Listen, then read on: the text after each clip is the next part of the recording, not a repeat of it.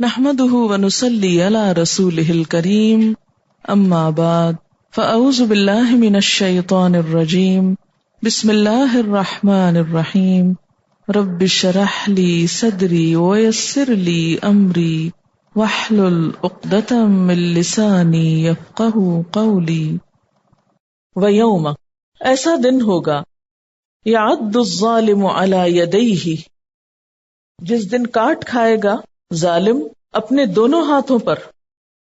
ظالم اپنے دونوں ہاتھ کاٹے گا. انسان اپنے ہاتھ کب کاٹتا ہے؟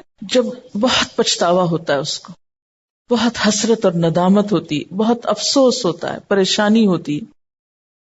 اور عین ضاد ضاد عد کہتے ہیں دانتوں سے کاٹنے کو. اپنے ہی دانتوں سے اپنے ہاتھ کاٹے گا. یہ بھی محاورتاً استعمال ہوا ہے. یاد رکھیے جو مکی صورتیں ہیں اس میں زبان کی بلاغت اور اسلوب نمایاں ہوتا ہے. یعنی آپ لوگ مدنی صورتوں میں احکام کی مشاکل میں ہوتے ہیں، مکی آتی ہیں تو احکام تو آسان ہو جاتے ہیں، یعنی فہم آسان ہوتا ہے تو لفظ مشکل ہو جاتے ہیں. بہرحال انہی مشکلوں کے ساتھ آسانی ہے. تو مکی صورتوں میں محاورے کے انداز بہت ملیں گے آپ کو. بہت گہرا لفظی ترجمہ پرپس سرو نہیں کرتا. جس دن انسان اپنے ہاتھ کاٹے گا، انتہائی پچھتائے گا. اور کس بات پہ پچھتائے گا؟ یقول کہے گا یا لیتنی اتخذت مع الرسول سبیلا، کاش کہ میں نے رسول کے ساتھ راستہ بنایا ہوتا. یعنی قیامت کے دن جب کافر مومنوں سے اللہ تعالیٰ کا حسن سلوک دیکھیں گے، اہل ایمان حضور صلی اللہ علیہ وسلم کے ساتھ ہوں گے، اللہ تعالیٰ کی رحمت میں ہوں گے، تو اس وقت اس کو سخت حسرت ہوگی کہ میں نے کیوں نہ ان کا طریقہ اختیار کیا، میں کیوں نہ ان پر ایمان لایا، میں نے ان کا ساتھ کیوں نہ دیا، میں نے ان کے طریقہ زندگی کو کیوں پسند نہ کیا، اور انہیں چھوڑ کر جن کا طریقہ میں نے اختیار کیا، یا ویلتا لیتنی لم اتخذ فلانا خلیلا، ہائے میری کم بختی، کاش میں نے فلاں شخص کو دوست نہ بنایا ہوتا. اے کاش کہ میں نے فلاں شخص کو دوست نہ بنایا ہوتا. اس وقت انسان اپنی دوستیوں پہ پچھتائے گا. کیوں؟ وجہ بھی ساتھ ہی بتا دی گئی.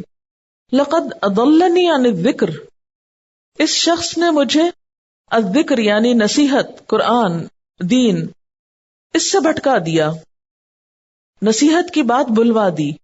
بعد اذ جاءنی، اس کے بعد کہ وہ میرے پاس آئی تھی، نہیں مجھے حق کا پتہ چل چکا تھا، سچائی کی خبر ہو چکی تھی، قرآن پڑھ چکا تھا، حق و باطل میں فرق معلوم ہو چکا تھا، لیکن فلاں شخص کی دوستی نے تو مجھے سب کچھ بھلوا دیا.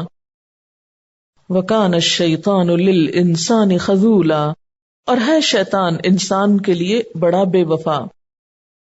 خذول خا ذال لام سے چھوڑ دینے والا، مصیبت میں تنہا چھوڑ دینے والا جس سے مدد کی امید ہو، مدد نہ کرنے والا، ضرورت کے وقت ساتھ چھوڑ دینے والا.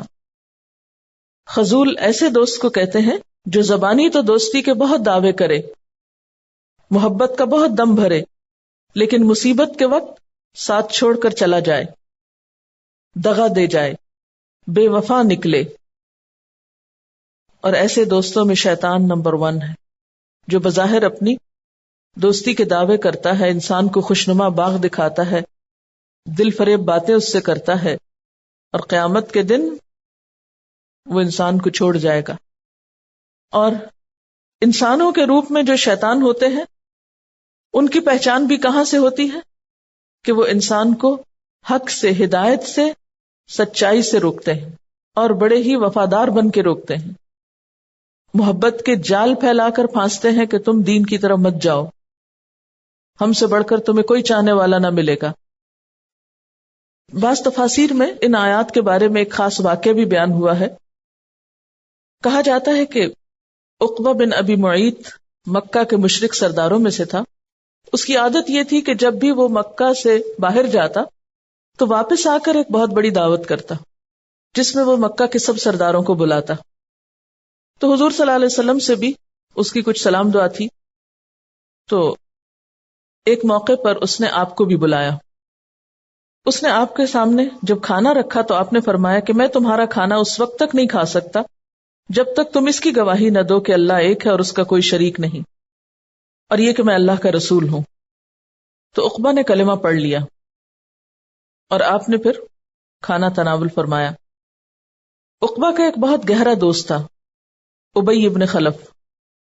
جب اس کو پتا چلا کہ عقبہ نے اس طرح کلمہ پڑھ لیا ہے تو وہ اس سے ناراض ہو گیا، بہت ناراض ہوا اور کہنے لگا کہ تم نے ایسا کیوں کیا، میری تمہاری دوستی ختم اگر تم یہ کلمہ پڑھو۔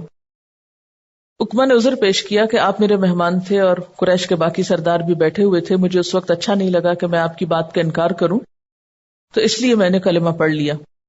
تو اس نے کہا کہ میں تمہاری یہ باتیں قبول نہیں کروں گا جب تک تو جا کر حضور کے منہ پہ نہ تھوکے۔ تو دوست کے کہنے میں آ کر وہ اس گستاخی پہ بھی آمادہ ہو گیا، کیونکہ انسان محبت میں اور دوستی میں بہت کچھ کر گزرتا ہے نا، بعض اوقات آنکھیں بند کر کے، اندھا ہو کر۔ تو ہوا کیا ان دونوں کے ساتھ کہ غزوہ بدر میں یہ دونوں مارے گئے تھے، ذلیل و رسوا ہوئے۔ تو پھر یہ آیات بھی نازل ہوئی اس موقع پر کہ جب آخرت کا عذاب سامنے آئے گا تو اس وقت وہ ندامت اور افسوس سے اپنے ہاتھ کاٹے گا اور کہے گا کہ کاش میں نے ابی ابن خلف کو دوست نہ بنایا ہوتا، کیونکہ نصیحت کے آ جانے کے باوجود، بات سمجھ آنے کے باوجود اس نے مجھے حق سے پھیر دیا اور بھٹکا دیا۔ جیسا کہ پہلے بھی بہت دفعہ یہ بات ہو چکی ہے کہ بہت سی آیات جو ایک خاص کانٹیکس میں نازل ہوتی ہیں وہ صرف اس ایک خاص موقع ہی کے لیے نہیں، قرآن تو رہتی دنیا تک کے لیے، ہم سب کے لیے، ہمیشہ کے لیے۔ تو ایسے احکامات عام بھی ہوتے ہیں، ہم سب کے لیے بھی اس میں ایک بہت بڑی نصیحت ہے۔ کوئی انسان ایسا نہیں جسے دوست کی ضرورت نہ ہو، دوستی انسانوں کی ضرورت ہوتی ہے، اور دوستی اسلام میں منع نہیں ہے، دوستی کا فائدہ بھی بہت ہے، ثواب بھی بہت ہے۔ دنیاوی اعتبار سے بھی انسان کو دین کے راستے پر چلنے میں جتنا دوست مددگار ہو سکتے ہیں شاید اتنا بعض اوقات رشتہ دار بھی نہ ہو، اور آخرت میں بھی انسان کے درجے بلند ہوں گے اچھے دوستوں کی وجہ سے، اور جنت کے اعلیٰ مقامات ملیں گے جن میں دوستوں کا ہاتھ ہوگا۔ لیکن اس کے ساتھ ساتھ انسان کو بھٹکانے میں اور ذلیل و رسوا کرنے میں بھی دوستوں کا بہت بڑا ہاتھ ہوگا۔ تو اس موضوع کو پھر ہمیں اچھی طرح سمجھنا چاہیے اور جاننا چاہیے۔ دوست کے لیے یہاں لفظ خلیل استعمال ہوا ہے، خلیل۔ خلیل کا لفظ خل سے ہے، خے لام لام، خل، خالی ہونا۔ خلیل اس دوست کو کہتے ہیں جس کو انسان تنہائی میں یاد کرے، جب آپ اکیلے ہوں تو آپ کے دل میں اس کی یاد ہو۔ خلیل اس دوست کو کہتے ہیں جو آپ کی تنہائی میں آپ کے کام آئے، جب آپ کسی مصیبت میں پکڑے ہوئے ہوں تو وہ مدد کو پہنچے، جو آپ کے غم میں آپ کا سہارا بنے۔ خلیل صرف اللہ کو بنایا جاتا ہے، جیسے ابراہیم علیہ السلام کو اللہ تعالیٰ نے خلیل بنایا تھا، اور حضور صلی اللہ علیہ وسلم نے حضرت ابوبکر کے لیے کہا تھا اگر میں کسی کو خلیل بناتا تو ابو بکر کو بناتا، لیکن وہ تو صرف اللہ کی ذات ہے، ابو بکر میرے دوست اور دینی بھائی ہیں۔ دوست کے لیے جو لفظ استعمال ہوتے ہیں ان میں سے ایک ہے قرین، ہمسر، مقابل، وہ آدمی جو دوسرے کا ہم عمر ہو یا بہادری، قوت اور دیگر اوصاف میں اس کا ہمسر ہو۔ رفیق، ہمدرد، ساتھی، نرم دل، موافقت کرنے والا، قریب رہنے والا۔ یہ پسندیدہ لفظ ہے، قرآن پاک میں انبیاء، صدیقین، شہداء اور صالحین کے لیے آیا وَحَسُنَ أُولَٰئِكَ رَفِيقًا، کتنے اچھے ساتھی ہیں، کتنے اچھے دوست ہیں۔ پھر ایک ہے ولی، ولا کہتے ہیں محبت، دوستی، نزدیکی، رشتہ داری، قرابت کو۔ ولی کہتے ہیں مددگار، غم گسار، تنگی ترشی میں کام آنے والا، حامی و ناصر۔ اللہ ولی الذین آمنوا یخرجہم من الظلمات الی النور، اللہ دوست ہے ان لوگوں کا جو ایمان لائے، نکالتا ہے ان کو اندھیروں سے روشنی کی طرف۔ پھر ہے صدیق، سچا اور وفادار دوست، دوستی نبھانے والا۔ راست باز، گہرا دوست۔ اس سے اگلا دوست ہے خلیل، دوستی اور محبت کا وہ گہرا تعلق جو دل کے وسط میں جاگزیں ہو۔ بخاری اور مسلم میں ہے جانی دوست. امام نووی نے کہا خلت کہتے ہیں بالکل ایک کے خیال میں غرق ہو جانا اور دوسروں سے رشتہ کاٹ دینا. خلیل ایسا دوست کہ بس وہی دوست ہو اور باقی سب لوگوں سے رشتہ کاٹ دے. آپ نے بعضوں کا دیکھا ہوگا نا کہ لوگ دوستوں کی خاطر ماں باپ بہن بھائیوں سے بھی رشتہ کاٹ دیتے ہیں. ایسی دوستی بھی ناپسندیدہ ہے کیونکہ خون کے رشتے ہیں، عدل کے بھی خلاف ہے، حقوق پامال ہوتے ہیں. اور عموماً آپ دیکھیں ہمارے ہاں لڑکی لڑکے کی بسا اوقات ایسی دوستی پائی جاتی ہے کہ جس کی خاطر لڑکیاں گھر بار اپنا چھوڑ دیتی ہیں، ماں باپ کو چھوڑ جاتی ہیں، جس کہتے ہیں نا بھاگ جانا. ایسی صورت ہو جاتی ہے کہ کسی رشتے کی، کسی عزت کی، کسی انسان کی پرواہ نہ کرنا، صرف اپنی ذات اور اپنی خواہش کی تکمیل کے لیے ہر چیز قربان کر دینا. نام، عزت. پھر ہے حمیم، گرم جوشی دکھانے والا، قریبی دوست، جسے قرآن پاک میں آتا ہے لا یسأل حمیم حمیما. پھر ہے ولیجہ، ایسا دوست جو کسی کے معاملات میں دخیل کار ہو، گہرے دوست اور اندرونی دوست کے لیے. پھر ہے بتانہ، بتانت، ہم راز، یعنی جس کو راز بھی معلوم ہو. پھر ہے محبت، کسی چیز کو اچھا سمجھ کر اس کا ارادہ کرنا، چاہنا اور اس کے حصول کے لیے حکمت سے کام لینا. پھر ہے ود، ودود جس سے اللہ کا نام ہے، کسی چیز کی تمنا کرنا، انتہائی محبت کرنا. پھر ہے الفت، ایسی محبت جو ہم آہنگی کی وجہ سے ہو، لائک مائنڈڈ ہونا، یہ ہے پسندیدہ، مطلوب. تو اسی کو الفت کہتے ہیں جو قرآن میں کہا وَأَلَّفَ بَيْنَ قُلُوبِكُمْ، اس نے تمہارے دلوں میں الفت ڈال دی، تم ایک دوسرے کی طرف کھنچنے لگے. پھر ہے صاحب، ساتھی، جیسے کلاس فیلوز ہیں، ساتھ بیٹھنے والے لوگ، ہم نشین، ایک گروپ میں اکٹھے ہیں، ایک جاب میں اکٹھے ہیں. اس میں میرے خیال ہے کہ اگر خلیل کا معنی دیکھ لیا جائے کہ آپ صلی اللہ علیہ وسلم نے کیا فرمایا کہ اگر میں کسی کو خلیل بناتا تو ابو بکر کو بناتا، لیکن وہ تو صرف اللہ کو بنایا جاتا ہے. کیا خوبصورت بات ہے. یہی تو ایمان ہے، والذین آمنوا اشد حبا للہ، ایمان والے اللہ کی محبت میں سب سے زیادہ شدید ہوتے ہیں. اچھا ایک اور بات یہ ہے کہ جتنی بھی دوستیاں اس قسم کی ہوتی ہیں نا، جو ہوش و حواس پہ چھا جائیں، انسان کو فرائض چھوڑا دیں، حلال حرام کی تمیز مٹا دیں، غلط رستوں پہ لے جائیں، اللہ کی عبادت چھوڑا دیں، اضلنی عن الذکر والی کیفیت پیدا کر دیں، یہ سب دنیا میں بھی عارضی ہوتی ہیں. یہ بھی آپ یاد رکھیے، یہ زیادہ دن نہیں نبھ سکتی. ہمیشہ وہ دوستی نبھتی ہے جس میں اعتدال ہوتا ہے، ایک دوسرے کی ہمدردی ہوتی ہے، ایک دوسرے کی خیرخواہی ہوتی ہے، ایک دوسرے کی مددگاری ہوتی ہے. جیسا کہ یہ مشہور محاورہ ہے کہ مین از اے سوشل اینیمل، تو اینیمل تو نہیں ہم انسان کو کہہ سکتے، لیکن سوشلائزنگ انسان کی ایک ضرورت ہے. سوسائٹی میں موو کرنا ہر انسان کی ایک ریکوائرمنٹ ہے. کوئی بھی شخص اکیلے تنہا سب سے الگ تھلگ ہو کر سب کو چھوڑ کے زندگی نہیں بسر کر سکتا، اور ایسا کرنے والے ایب نارمل ہوتے ہیں. ہر انسان کے لیے یہ ضرورت ہے کہ کوئی اس کا ساتھی ہو، اس کے پاس ہو. اللہ تعالیٰ نے اس ضرورت کو پورا کرنے کے لیے انسان کو سب سے پہلی پروٹیکشن خاندان کی دی ہے، رشتہ داروں کی دی ہے، اور رشتہ داروں کا حق باقی تمام انسانوں سے بڑھ کر رکھا ہے کہ انسان کے تعلقات ان کے ساتھ اچھے ہوں، وہ ایک دوسرے کے کام آئیں، ایک دوسرے کی مدد کریں. اگر کسی کی ضرورت پوری کرنا ہے تو پہلے ان کی کریں. وہ خون کے رشتے یا سسرال کے رشتے جن کا دونوں کا آگے ذکر آ رہا ہے اسی صورت میں، وہ دونوں ہی بہت اہم ہوتے ہیں، دونوں ہی قابل احترام ہوتے ہیں. لیکن خون کے رشتوں کے علاوہ بھی کچھ اور تعلقات انسان کے ساتھ قائم ہوتے ہیں. اس رشتے کو عموماً دوستی کا رشتہ کہا جاتا ہے.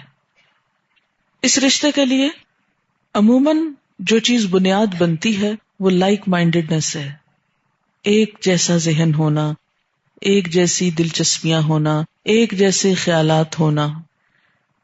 اسی لیے نبی صلی اللہ علیہ وسلم نے فرمایا المرء علی دین خلیلہ، انسان اپنے دوست کے دین پر ہوتا ہے. دوستی وہیں نبھتی ہے جب دونوں کا دین ایک ہو. اس سے یہ بات بھی پتہ چلتی ہے کہ وہ دوستی جو دین کی بنیاد پر ہوتی ہے وہ باقی تمام بنیادوں سے زیادہ پختہ ہوتی ہے، کیونکہ اس میں پھر کوئی غرض نہیں ہوتی، لالچ نہیں ہوتی، کوئی اور مقصد نہیں ہوتا. لیکن دینی دوستی ہونے کے باوجود بھی رشتہ داروں کا اپنا حق ہوتا ہے. اسی لیے ہم دیکھتے ہیں کہ پیچھے قرآن پاک میں اللہ تعالی جہاں وراثت کی بات کرتے ہیں وہاں پر سورۃ النساء آیت 33 میں اللہ تعالیٰ فرماتے ہیں لِكُلٍّ جَعَلْنَا مَوَالِيَ مِمَّا تَرَكَ الْوَالِدَانِ وَالْأَقْرَبُونَ، کہ ہم نے ہر ایک کے لیے حصے مقرر کر دیے جو بھی چھوڑ جائے والدین اور رشتہ دار. لیکن وَالَّذِينَ عَقَدَتْ أَيْمَانُكُمْ فَآتُوهُمْ نَصِيبَهُمْ، جن سے تمہارے کوئی معاہدے ہو چکے ہوں یعنی دوستی کا یا حلیفانہ، تو ان کو ان کا حصہ دو. یعنی وصیت میں کچھ نہ کچھ دوستوں کے لیے بھی چھوڑا جا سکتا ہے، لیکن اس کے باوجود اصل حصے کس کے ہیں مال وراثت میں سے؟ جو خون کے رشتے ہوں یا سسرال کے رشتے ہوں. اسی طرح ہم دیکھتے ہیں کہ سورۃ الانفال کے آخر میں بھی اللہ سبحانہ وتعالی تعلیم دیتے ہیں، اور وہ کیا؟ والذین آمنوا من بعد وہاجروا وجاہدوا معکم فاولئک منکم واولو الارحام بعضهم اولی ببعض فی کتاب اللہ ان اللہ بکل شیء علیم، کہ وہ لوگ جو ایمان لائے اس کے بعد اور انہوں نے ہجرت کی اور تمہارے ساتھ مل کر جہاد کیا، فاولئک منکم، یہ تم میں سے ہیں، یعنی یہ تمہارے دوست ہیں، تمہارے اپنے ہیں. لیکن واولو الارحام، رشتہ دار، بعضهم، ان میں سے بعض، اولا، قریب تر ہیں، ببعض، بعض کے، فی کتاب اللہ، اللہ کے قانون میں. یعنی اللہ کے قانون میں رشتہ داری جو ہے وہ قریب تر ہے. دینی دوستی کا اپنا احترام، درجہ اور مرتبہ ہے. ان اللہ بکل شیء علیم، بے شک اللہ ہر چیز کو جاننے والا ہے. تو اس سے کیا پتہ چلتا ہے؟ دینی دوستی یا دین کی بنیاد پر دوستی اگرچہ اسلام میں پسندیدہ ہے، لیکن خون کے رشتوں کا احترام اپنی جگہ ہے، ان کے بارے میں سوال اور حساب ہوگا. جہاں تک دینی دوستی اور محبت کا تعلق ہے اس کے لیے تو دعائیں بھی سکھائی گئی. اللہم انی اسألک حبک وحب من یحبک وحب عمل یقربنی الی حبک. اے اللہ، میں تجھ سے سوال کرتا ہوں تیری محبت کا اور اس شخص کی محبت کا جو تجھ سے محبت رکھتا ہے، کہ اللہ مجھے اس کی محبت دے جو تجھ سے محبت رکھتا ہے. کسی ایسے انسان سے میری محبت نہ ہو جو تجھ سے محبت نہیں رکھتا، کیونکہ ایسے ہی انسانوں کے بارے میں انسان کہے گا قیامت کے دن یا ویلتا لیتنی لم اتخذ فلانا خلیلا، اے کاش کہ میں نے فلاں شخص کو دوست نہ بنایا ہوتا. اور اس دعا کے آخر میں کیا ہے کہ اس کام کی مجھ کو محبت دے جو تیری محبت سے قریب کر دے. تو دوستی کا مقصد کیا ہوتا ہے؟ کہ انسان اللہ کی طرف بڑھے، خیر کے کاموں میں آگے بڑھے، نیکی کے کاموں میں ایک دوسرے کے مددگار بنے.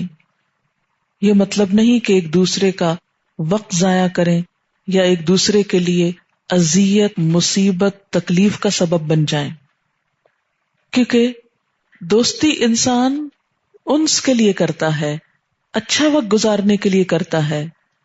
یعنی محبت بہت سی ایسی چیزوں کو آسان کر دیتی ہے جو عام طور پر مشکل محسوس ہوتی ہیں. دوستی انسان کی ضرورت ہے، تو اس کے لیے معیار کیا بتایا؟ یعنی محبت کرنا اور محبت لینا، یعنی دوسرے کو دینا اور اس سے لینا، یہ دونوں چیزیں انسان کی ضرورت میں سے ہیں، انسان کی شخصیت کی تکمیل کرتی ہیں. لیکن اس کا معیار کیا ہے؟ وہ اس دعا میں بتا دیا گیا کہ یہ ہیں محبت کی جگہیں، اور یہ لوگ اور یہ چیزیں ہیں جن سے محبت کی جانی چاہیے. اللہ تعالیٰ نے ہمارے اندر محبت کا جو جذبہ رکھا، ہم نے اس کو صحیح جگہ پر عموماً استعمال نہیں کیا یا نہیں کرتے. جو چیز محبت کے قابل نہیں ہوتی اس سے محبت کرتے ہیں، جو چیز محبت کے قابل ہو عموماً اس کی طرف سے منہ موڑے ہوئے ہوتے ہیں. تو سب سے پہلی چیز کیا ہے کہ جس سے محبت کی جانی چاہیے وہ اللہ کی ذات ہے. اللہم انی اسألک حبک، اور والذین آمنوا اشد حبا للہ، جو ایمان والے ہیں اللہ کی محبت میں سب سے شدید ہوتے ہیں. اللہم اجعل حبک احب الاشیاء الی واجعل خشیتک اخوف الاشیاء عندی واقطع عنی حاجات الدنیا بالشوق الى لقائک واذا اقررت اعین اہل الدنیا من دنیاہم فاقرر عینی من عبادتک. اے اللہ، اپنی محبت میرے دل میں ہر چیز کی محبت سے بڑھا دے، اور اپنا خوف ہر چیز کے خوف سے زیادہ کر دے، اور دنیا کی ہر طلب پر اپنی ملاقات کا شوق غالب کر دے. اور جب دنیا والوں کو تو ان کی دنیا سے ٹھنڈک اور لذت دے تو میری آنکھوں کی لذت اور ٹھنڈک اپنی بندگی میں رکھ دے. تو سب سے غالب محبت انسان کے دل میں اللہ کی ذات کی، کیونکہ اس کے احسانات ہم پر سب سے زیادہ ہیں. وہ خود ہم سے، ہماری ذات سے، ہمارے والدین اور ساری کائنات سے بڑھ کر محبت کرتا ہے، 70 ماؤں سے بڑھ کر ہم کو پیار کرتا ہے. اور ہم ان سارے احسانات کا بدلہ تو نہیں دے سکتے، یہ دعا ضرور مانگ سکتے ہیں کہ اللہم انی اسألک حبک، کہ تو ہمیں اپنے سے محبت کرنے کا ڈھنگ عطا کر دے. تو اس میں دونوں چیزیں شامل ہیں. ایک تو یہ کہ تیری محبت کا سوال کرتے ہیں، یعنی اپنے لیے کہ ہم تجھ سے محبت کر سکیں، اور پھر یہ بھی کہ تو ہم سے محبت کرے. اسألک حبک، تیری محبت بھی مانگتے ہیں کہ ہم تجھ سے کریں اور تو ہم سے کرے، یعنی تیری محبت میرے لیے ہو جائے اور میں تجھ سے محبت کرنے والا بن جاؤں. اور دوسرے اس انسان کی محبت عطا کر جو تجھ سے محبت کرتا ہے، یعنی کسی انسان سے محبت کا معیار کیا ہے؟ یا اللہ مجھے اس کی محبت ہے جو تجھ سے محبت کرتا ہے. یہ بنیادی نقطہ ہے اس میں. یہ ہے محبت کا صحیح معیار، کہ اگر آپ کو کسی انسان سے محبت ہے تو اس کا معیار کیا ہے کہ وہ اللہ سے محبت کرتا ہو. اگر وہ ایسا ہے تو اس میں خیر ہی خیر ہے، سراسر بھلائی ہے، پھر اس کے اندر کوئی شر نہ ہوگا، اس کی ذات سے آپ کو کوئی نقصان نہیں پہنچے گا، وہ نہ خود کوئی حرام کام کرے گا نہ آپ کو حرام کی طرف بلائے گا. اسے بھی گناہ سے نفرت ہوگی، آپ کو بھی گناہ کی طرف نہیں لے کے جائے گا، ورنہ دوستوں کی مجلس میں تو انسان بہت جلد گناہ کی طرف لپکتا ہے. اللہ سے محبت کرنے والے کی زندگی میں لغو اور بیہودہ چیزیں نہیں ملیں گی آپ کو. اللہ سے محبت کرنے والے نہ اپنا وقت ضائع کرتے ہیں، نہ مال ضائع کرتے ہیں، اور نہ اپنی دیگر صلاحیتوں کو ضائع کرتے ہیں. لہٰذا اگر آپ کو کسی ایسے شخص سے محبت ہوگی تو آپ کی بھی یہ چیزیں ضائع ہونے سے بچ جائیں گی، اور ایسی چیز میں استعمال ہوں گی جس سے اللہ کی محبت بڑھے. تو اس شخص کی محبت آپ کو اللہ کی محبت کے قریب کر دے گی، کیونکہ وہ خود اپنے رب سے محبت کرتا ہے. اس کے لیے سب سے بڑی چیز اس کا رب ہے. وہ انسانوں کو نہیں پوچھتا، اپنے رب کو پوچھتا ہے. تو جب آپ اس سے محبت کریں گے تو وہ آپ کا رخ اپنی طرف نہیں کرے گا، اپنا بندہ اور غلام نہیں بنائے گا آپ کو، آپ کا رخ بھی اس کی طرف پھیر دے گا، اللہ کی طرف پھیر دے گا. اور یہی چیز انسان کے دراصل فائدے کی ہے.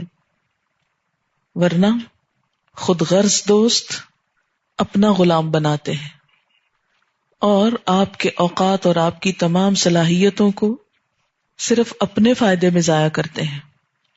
سیلفش ہوتے ہیں، صرف وہ اپنی خوشیاں دیکھتے ہیں کہ آپ کی ذات سے اگر ان کو کچھ خوشی مل رہی ہے، کوئی وقتی فائدہ ہو رہا ہے کوئی مال یا کوئی اور چیز مل رہی ہے تو دوستی ہے، اور اگر بند ہو جائے تو دوستی بند. آپ زندہ ہیں تو آپ کے دوست ہیں، آپ فوت ہو گئے تو بھول گئے آپ کو. آپ مالدار ہیں تو آپ کے دوست ہیں، اگر آپ سے مال چھن گیا تو منہ موڑ کے چلے گئے. آپ کے پاس بڑا عہدہ ہے، وہ آپ کے دوست ہیں، جس دن عہدہ گیا دوستی بھی گئی. آپ کسی مصیبت میں نہیں، وہ آپ کے دوست ہیں، اگر آپ کسی آزمائش میں پھنس گئے وہ سب دوستی بھول گئے. یہ دوستی نہیں ہے، اور یہ محبت ایک دھوکہ ہے. اب دیکھیے کہ صحابہ کرام کے حالات جب ہم پڑھتے ہیں، بعض اوقات ہماری آنکھوں میں آنسو آ جاتے ہیں، ہمیں ان سے محبت محسوس ہوتی، حالانکہ وہ عام انسان تھے. ہمارے اور ان کے درمیان 1400 سال کا فاصلہ ہے. ایسا کیوں ہوتا ہے؟ اس لیے کہ ہمیں اللہ سے محبت ہے، تو ہر وہ شخص جو اللہ سے محبت کرے گا خود بخود ہم کو اس سے محبت ہونے لگے گی، خود بخود دل ان کی طرف کھنچتا ہے. اور فاصلے اور وقت پھر میٹر نہیں کرتے. جس طرح اللہ تعالیٰ زمان و مکان کی قید سے بالا ہے، اسی طرح اس کی محبت اور اس کی خاطر کی جانے والی محبت بھی زمان و مکان کی قید سے بالا ہے. آپ دیکھیے کہ عام طور پر جو محبت انسان کے لیے مصیبت کا سبب بنتی ہے وہ کیا ہوتی ہے؟ خود غرضی کی محبت. اور جس وقت آپ وہ غرض نہیں پوری کرتے کسی کی تو کیا ہوتا ہے؟ وہ آپ سے ناراض ہو جاتا ہے. کبھی آپ غور کریں کہ مثلا آپ صلی اللہ علیہ وسلم کے دوست کون تھے؟ صحابہ کرام. کتنے ایسے ملتے ہیں جو روز ان سے روٹھے بیٹھے ہوں؟ نہیں. تو عموماً کیا ہوتا ہے ہمارے ہاں دوستوں میں؟ چھوٹی چھوٹی بات مائنڈ کر گئے، چھوٹی چھوٹی بات پہ روٹھ کے بیٹھ گئے، چھوٹی چھوٹی بات پہ اعتراض شروع کر دیے، ہر وقت اپنی اہمیت جتائی، ہر وقت دوسرے کے سر پہ سوار رہا، ہر وقت اس سے کوئی نہ کوئی مطالبہ رکھا. تو بسا اوقات یوں محسوس ہوتا ہے کہ دوست نہ ہوا، معبود ہو گیا، کہ جس کو پوجے بغیر دوستی قائم نہیں رہ سکتی. آپ اپنی نماز چھوڑیں اس کے لیے، نافرمانی کریں اللہ کی اس کے لیے، حرام جگہوں پر اپنے اوقات اور اپنا مال اور اپنی صلاحیتیں صرف کریں اس کی خاطر، ورنہ تو دوستی رہ ہی نہیں سکتی. اور خاص طور پر یہاں آپ دیکھیے کہ جس چیز کا ذکر کیا گیا ہے وہ کیا ہے؟ لقد اضلنی عن الذکر. وہ مجھے اللہ کی یاد، اللہ کی کتاب، اللہ کے دین، اس کی طرف نہیں جانے دیتا. کیونکہ وہ تو اپنی طرف بلاتا ہے نا، وہ انسیکیور ہے، اسے پتا ہے اگر یہ شخص اللہ کی طرف چلا گیا تو پھر میرا غلام نہیں رہے گا، پھر یہ اللہ کا بندہ بن جائے گا، تو پھر مجھے اس سے وہ نہیں ملے گا جو میں چاہتا ہوں.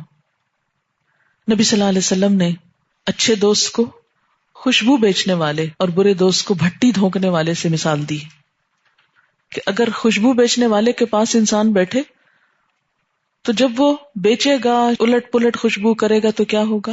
خوشبو آپ کو بھی آئے گی. کہیں آپ کا ہاتھ لگے گا کسی خوشبو کی بوتل کو تو آپ کے ہاتھ کو بھی لگ جائے گی. اور اسی طرح اگر بھٹی دھونکنے والا یعنی انگیٹھی جلانے والا اگر اس کے پاس آپ بیٹھیں گے تو کوئی نہ کوئی چنگاری اڑ کے آپ کو آ لگے گی، آپ کے کپڑے جلائے گی، یا کم از کم دھواں تو ضروری پہنچے گا نا. دھواں کیا کرتا ہے؟ آنکھوں میں پانی لاتا ہے. تو بسا اوقات دوستیاں وبال جان ہو جاتی ہیں، صرف آنکھوں میں پانی لانے کا سبب بنتی، یا بد اخلاقی کی باتیں چنگاریاں بن کر آپ کا دامن جلاتی. بد زبانی اور بد اخلاقی اور بدتمیزی آپ کو مسلسل اذیت دیتی. یاد رکھیے کہ جس انسان کو آپ کو کھو دینا ہے اس کے ساتھ بدتمیز ہو جائیے. اگر آپ چاہتے ہیں کہ آپ کسی انسان کو کھو دیں، اپنے کسی دوست کو گنوا بیٹھیں، اس سے ناجائز مطالبے کیجیے، اس سے روٹھا کیجیے اور اس کا وقت ضائع کیجیے اور بدتمیزی اس سے کیا کیجیے. اخلاق والے لوگ دنیا اور آخرت کی ساری بھلائیاں لوٹ لیتے ہیں، اور بد اخلاق دنیا اور آخرت دونوں کا نقصان کرتے ہیں. جس کا اخلاق اچھا ہوگا اس کے دوست بھی بہت ہوں گے، اور جس کا اخلاق اچھا نہیں اس کا دوست بھی کوئی نہیں. وآخر دعوانا ان الحمد للہ رب العالمین. سبحانک اللہم وبحمدک نشہد ان لا الہ الا انت نستغفرک ونتوب الیک. السلام علیکم ورحمۃ اللہ وبرکاتہ.